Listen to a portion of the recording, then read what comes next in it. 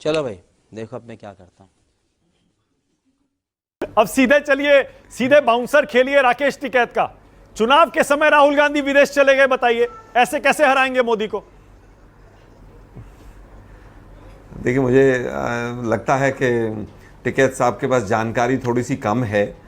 राहुल गांधी जी विदेश नहीं गए हैं।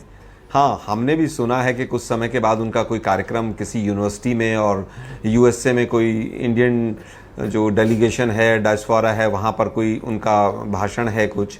लेकिन ऐसा नहीं है कि वो प्रोग्राम अभी बना है। ये चुनाव 1 महीना प्रीपोन हो गए हैं। चुनाव 1 महीना प्रीपोन होने के कारण सब लोगों के अपने अपने रूटीन डिस्टर्ब हुए हैं। इससे ज़्यादा कहीं पर कुछ नहीं है। और राहुल गांधी जी बेचारे नहीं है, बेचारे तो आजकल मोदी जी नजर आ रहे हैं। बात तो सही है।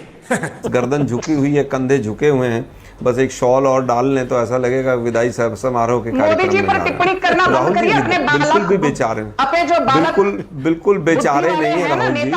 और बैल, अरे भाई बैल बुद्धि कहूंगा फिर अच्छा नहीं लगेगा, इसलिए क्या बोला तूने? मैडम आप थोड़ा सा शांत रहिए। संजू वन सेकंड इनको ये पता नहीं, प्लीज एक आज देखिए गंभीर मुद्दा है, थोड़ा मुद्दे पे रहते हैं, पर्सनल नहीं करते हैं एक दूसरे पर। ऑलराइट, बहुत गंभीर मुद्दा है। हाँ, ये बिल्कुल बहुत गंभीर मुद्दा है। ये कंगना रनावत जैसे लोगों को समझ नहीं आएगा है का मुद्दा। गजब बेइज्जती है। प्लीज थोड़ा सा आपके भारत बुद्धि को सारी समझ मेरा है ये क्या? कहना है कि 9.5 साल आपके भारत बुद्धि को सारी समझ अरे है भाई क्या? मैं तो फिर कह रहा हूँ, अरे भाई इस मानक जी इनको जरा देवी जी को शांत कीजिए भाई। ऐसे नहीं, ऐसे कैसे डिबेट होगी? अच्छा ठीक है, ओके आलोक जी। 9.5 साल तक जो एक मुख्यमंत्री रहे।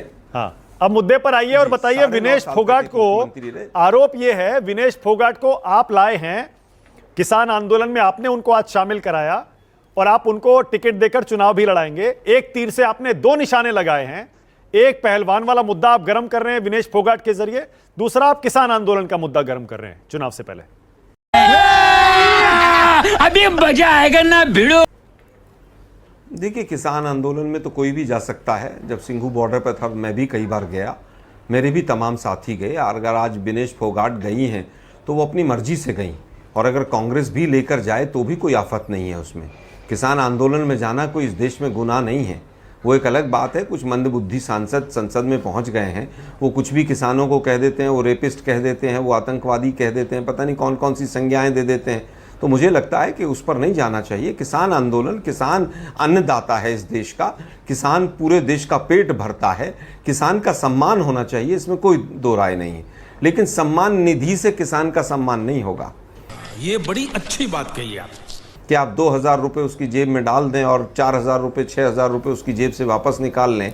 इंसेक्टिसाइड, पेस्टिसाइड, बीज, इनपुट जितनी कॉस्ट बढ़ी है, खाद की कीमत, बिजली की कीमत, और यहाँ तक के ट्रैक्टर के टायर और हर चीज़ के ऊपर आपने जीएसटी लगा दिया। और जब वो अपना माल बाजार में लेकर जाता है, दूध, छाछ, घी, लस्सी, उसके ऊपर आपने फिर जीएसटी लगा दिया। तो मुझे लगता है किसानों की आमदनी तो 2022 में डबल हो ही गई होगी। अब किसानों के ऊपर तो बीजेपी को वोट मांगने की जरूरत है ही नहीं। 2022 में जनवरी में डबल हो गई थी आधी रात को। जैसे ही आधी रात का 12 बजे का घंटा बजा तो किसानों की आमदनी डबल हो गई।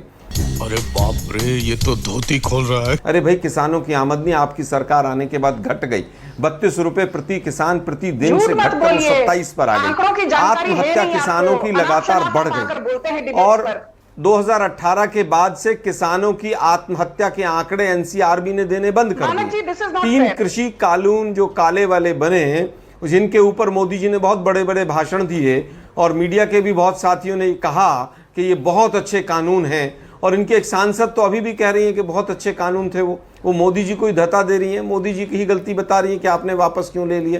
तेजस्वी लोग हैं हमारे पास, कितने शानदार विचार रखते हैं। खैर, आज बात ये आती है कि किसानों को जिसने ये कहा था कि ये आतंकवादी हैं, ये चीन से और कनाडा से फंडिंग लेकर यहाँ पर प्रदर्शन करते हैं, आज बीजेपी सोचती है वो किसान इनको वोट दे देंगे। बिल्कुल नहीं देंगे। किस वजह से दे देंगे? टमाटर का बीज 2014 में 21,000 रुपए किलो था, आज 1 लाख रुपए किलो के करीब है। न्यूज 24 के दर्शक सुनेंगे तो चौंकेंगे। सही पकड़े हैं। कुछ शर्म आया है तो हम चुल्लू भर पानी में जाके डूब के मर जाओ।